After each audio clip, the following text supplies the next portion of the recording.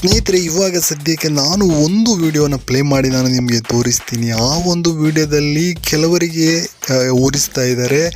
ಯಾರು ಯಾಕೆ ಉರಿಸ್ತಾ ಇದ್ದಾರೆ ಅಂತ ಹೇಳೋದೇ ಆದರೆ ಫಸ್ಟ್ ಹೇಳ್ಬಿಡ್ತೀನಿ, ಆನಂತರ ವಿಡಿಯೋನ ನಾನು ನಿಮಗೆ ಪ್ಲೇ ಮಾಡಿ ತೋರಿಸ್ತೀನಿ.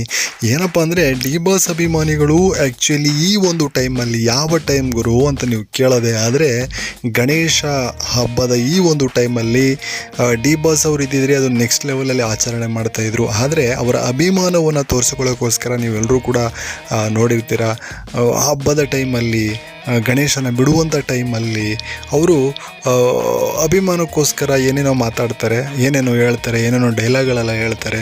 ಆದರೆ ಅದು ಕೆಲವರಿಗೆ, ಅದರಲ್ಲೂ ಈ ಟೈಮ್ನಲ್ಲಿ ಮೀಡಿಯಾದವರಿಗೆ, ಏನ್ರಿ ಮೀಡಿಯಾದವರಿಗೆ ಈ ಒಂದು ಟೈಮ್ನಲ್ಲಿ ಸಿಕ್ಕಾಪಟ್ಟೆ ಉರ್ದಂಗೆ ಆಯ್ತದೆ ಡಿ ಬಾಸ್ ಅಭಿಮಾನಿಗಳು ಏನಾದರೂ ಡೈಲಾಗ್ ಹೊಡೆದ್ಬಿಟ್ರೆ. ಈಗ ಬನ್ನಿ ಆ ಒಂದು ಡೈಲಾಗ್ಗಳನ್ನು ಡಿ ಬಾಸ್ ಅಭಿಮಾನಿಗಳು ಹೇಳಿರ್ತಕ್ಕಂಥದ್ದನ್ನು ಕೇಳ್ಕೊಂಡು ಬರೋಣ.